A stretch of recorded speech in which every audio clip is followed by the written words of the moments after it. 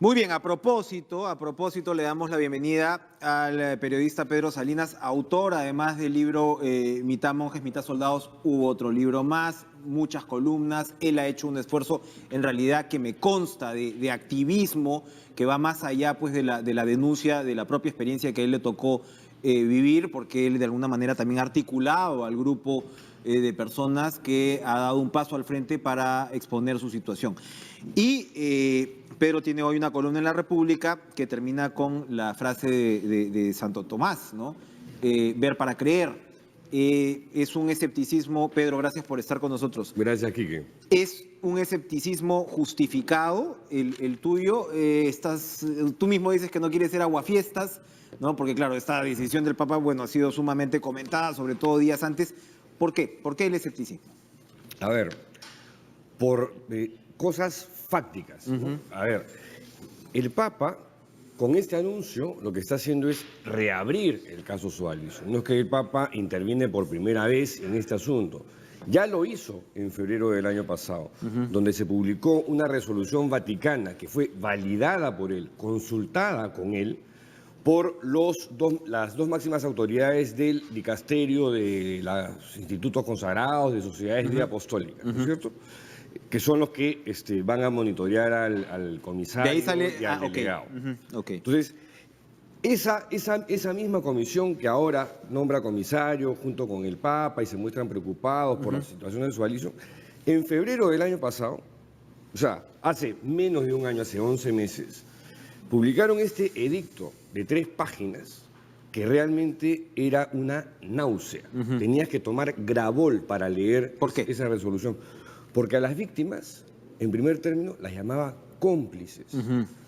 Ordenaba que Figari no regrese al Perú. ¿Sabes por qué? O sea, le daba impunidad. Para que no dé entrevistas. No querían que hable. Porque si hablaba, eso suponía escándalo. Y los escándalos en la iglesia gatillan deserciones, pérdida de plata, pérdida de fieles. Más o menos en ese orden. Y, por supuesto, desprestigio y descrédito. Nada, son 3 páginas que tú dices, oye, esta cosa, el protocolo de tolerancia cero, del cual se jacta este Papa, es una farsa. Y ese mismo dicasterio es el que ahora va a supervisar, claro. Es un interventor colombiano, entiendo. Sí, pero te das cuenta que hay un doble discurso. O sea, por un lado, entierran el caso Suárez, blindan a Figari, y ahora resulta que van a poner un comisario. Ahora, ponen el comisario. Sigo escéptico con el comisario. ¿Por qué? Porque en el caso de los Legionarios de Cristo, que fundó el mexicano Marcial Maciel, el mayor pederasta que ha parido la Iglesia Católica en América Latina, nombraron al cardenal italiano Velasio de Paolis. Velasio de Paolis intervino la Legión junto con 3 vicecomisarios.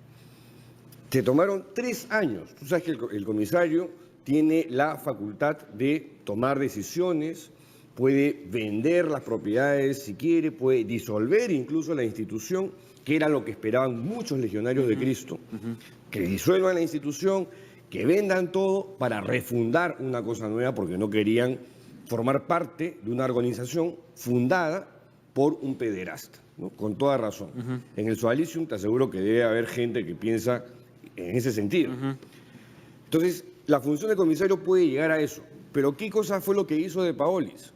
Se tomó 3 años dentro de la organización para cambiar algunas cosas en las constituciones de los legionarios, cuestiones de formas, hizo algunos enroques, sacó a fulano, lo puso acá, a los principales aliados y alfiles de Maciel, sus cómplices y encubridores, simplemente les dijo, ustedes van a dejar de tener puestos públicos que los exhiban, se van a poner bajo el radar y se van a quedar acá. Actualmente siguen vivos, están en la institución, viven una vida de rey, ¿no es cierto?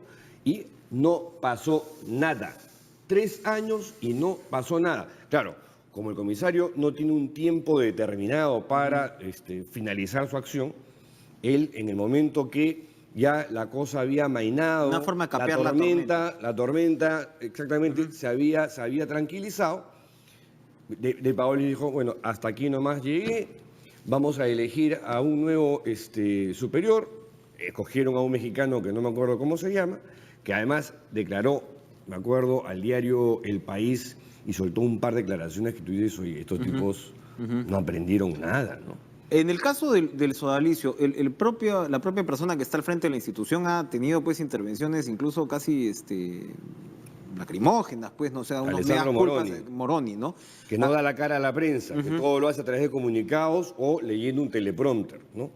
Parece político peruano, ya que está en algunos casos no, parece que el estilo... Al pobre Moroni el le estilo- faltan los hilos, Sí. nada más. Pero entonces no ves un propósito de enmienda claro dentro del sodalicio. Toda Mira. esta estrategia de Moroni sería pues efectivamente A ver, una Quique, cuestión Quique, de relaciones ¿tú públicas. crees que en el caso de Marcial Maciel o en el caso de Luis Fernando Figari, ellos actuaron solos y nada más que solos y nadie se dio cuenta y no tuvieron cómplices y no tuvieron compinches y no los encubrieron? O sea, ¿Moroni es parte de esa estructura? es más joven. Moroni ha entrado, digamos, en cargos jerárquicos, obviamente después hay otros que están por encima de él, ¿no? Pero cuando asumió el cargo de superior general, yo pensé que Moroni podía hacer la diferencia, ¿no? Pero no lo hizo, pues.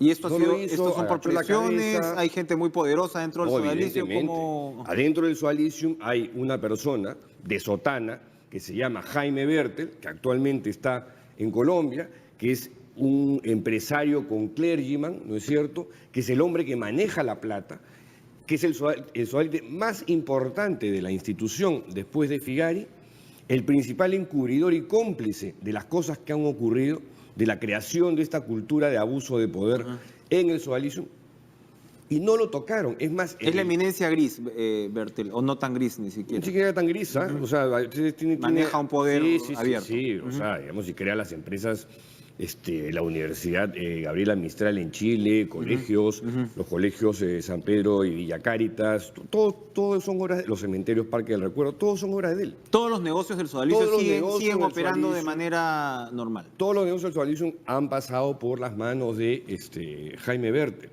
Jaime Bertel es la persona que tú dices, oye, si las cosas se hubiesen hecho bien, habría salido Figari y otros, porque Figari no es la manzana podrida. Será la principal manzana podrida, pero hay otras manzanas podridas. Y entre esas otras manzanas podridas está Jaime Bertel. Jaime Bertel sigue incólume en el Sodalicio, Sí. no lo han tocado, es un intocable. Si le diéramos el beneficio de la duda a este señor, al obispo colombiano Antonio Londoño Buitrago, Sí. ¿qué debería hacer? ¿Hasta dónde debería llegar? Él podría- Hay, por supuesto, investigaciones fiscales en marcha, incluso... En bueno, cuanto a la pero- institución, Pero como lo te que la digo, iglesia debería hacer. En cuanto a la institución, como te digo, él podría disolver el Sodalicium para volverlo a fundar, ¿no? Yo lo digo básicamente porque en la iglesia tienen este asunto de que a Figari, el Papa no lo expulsó de la institución en febrero del año pasado, ¿no?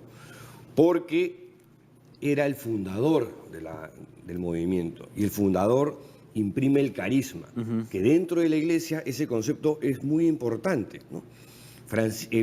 San Francisco de Asís tenía el carisma que consistía en ayudar a los pobres, el desapego material y qué sé yo, ¿no es cierto? San Ignacio de Loyola tenía su propio carisma.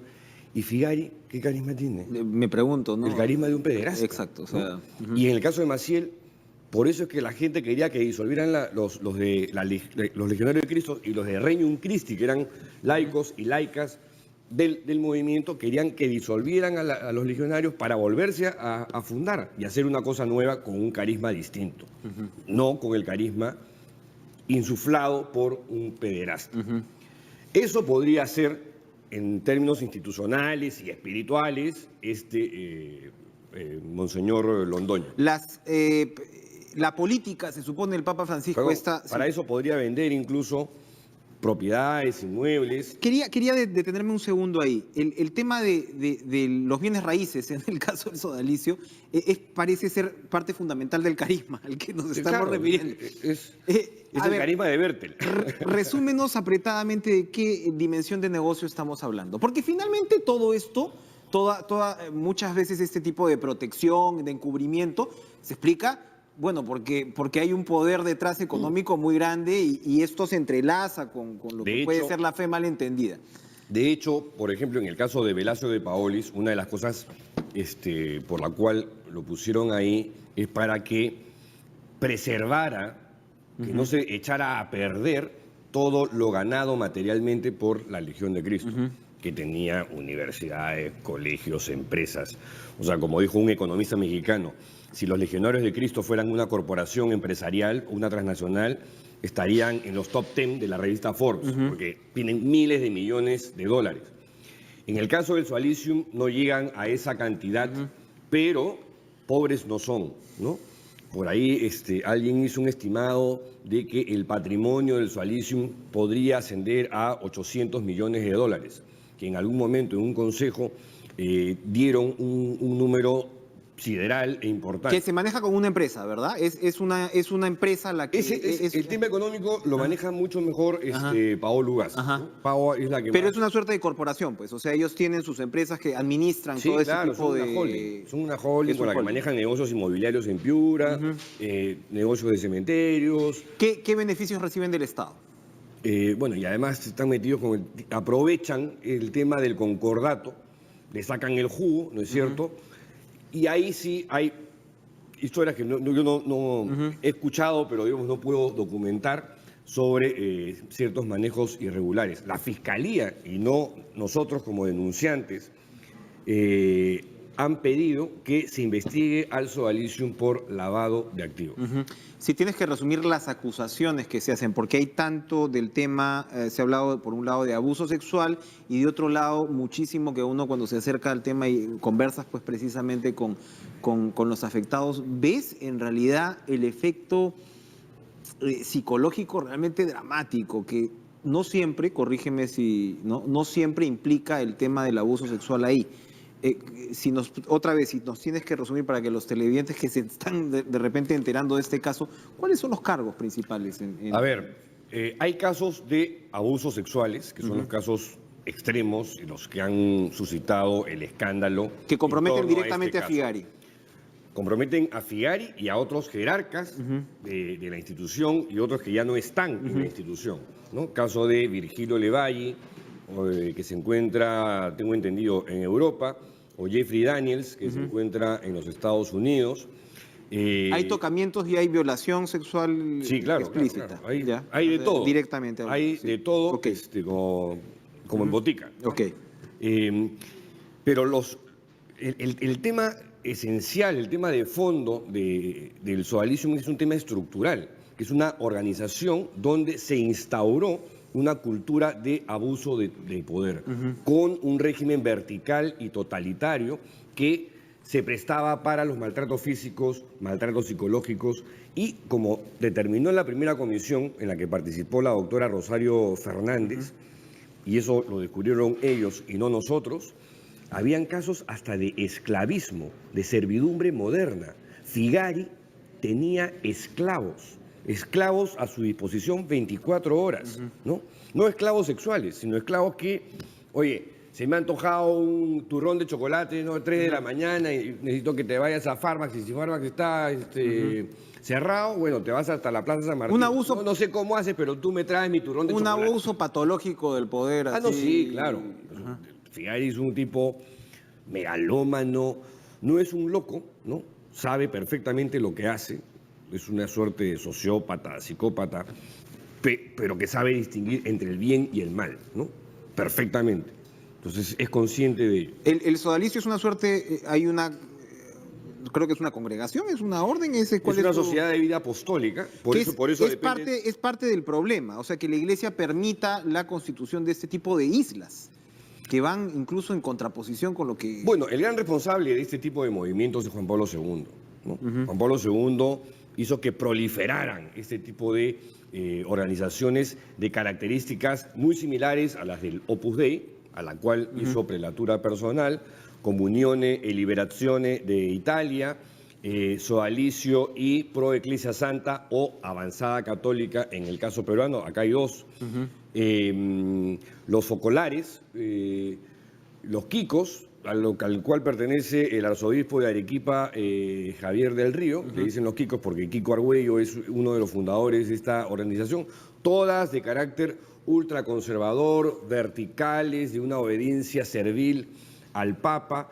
Y claro, cada una con sus características particulares. Los legionarios de Cristo entraban en ese asunto, pero el Sodalicium era una suerte de cóctel de religión con política, fascismo y la guerra de las galaxias, ¿no? Porque había una supuestamente, mística, sí, había una mística. Una suerte de la fuerza va a estar contigo. O sea, tú eres el chosen one, tú eres el elegido. Yo te he visto y tú eres el elegido y cabe la casualidad, según la gente que tú me presentaste cuando hicimos este reportaje, también cabe la casualidad que todos los elegidos eran rubios y de ojos azules y muy blancos y de apellido y seguramente con familias que podían tener propiedades para sustentar esa mística. Y tú ¿no? conociste a Martín López de Romaña. Así es. Y te contamos esta leyenda que se había generado al interior del Sodalicium, en la que Figari tenía poderes, ¿no? Sobrenaturales. Claro. Que era que a través de la vista él podía escanearte, conocer tu historia familiar, tus traumas, tus complejos, tus defectos, todo. Un charlatán.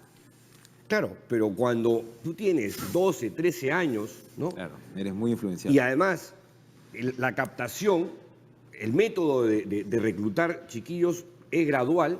O sea, no es que a los 13 años viene uno y te violó. O sea, no es así. Es una cosa que se va dando con los años. Claro. Y cuando ya te han hecho odiar a tus padres, te han separado de tu familia, y has estado 3, 4 años con ellos, digamos, y ya confías absolutamente, cuando te venden con estas historias, te las crees. ¿Por qué? Porque el tema de la obediencia te lo instalan como un chip en la cabeza y termina siendo parte de tu ADN. Entonces, la obediencia es la columna vertebral de la espiritualidad sodálite, el que obedece nunca se equivoca, la voz del superior es la voz de Dios y cosas por el estilo, ¿no? Pedro, tengo que obedecer al reloj. No, dale. Muchas gracias por acompañarnos esta mañana. Que la fuerza esté contigo ya, porque de verdad que no. Yo no sé si el sodalicio sabía con quién se había metido, porque realmente es importante. Bueno, es importante denunciar estos casos y es importante realmente. Tú estás planteando, digamos, el funcionamiento de una organización que no puede funcionar. Esto no tiene nada que ver con la fe, no tiene nada que ver. Que no puede funcionar en un Estado laico, no puede ser, ¿no? No puede ser. Me has hecho acordar que ahí creo que el mayor error de Jaime Berter fue haberme reclutado. Sí, yo creo que esas son las vueltas de la vida. Gracias, Pedro. Gracias, Pedro, por estar con nosotros.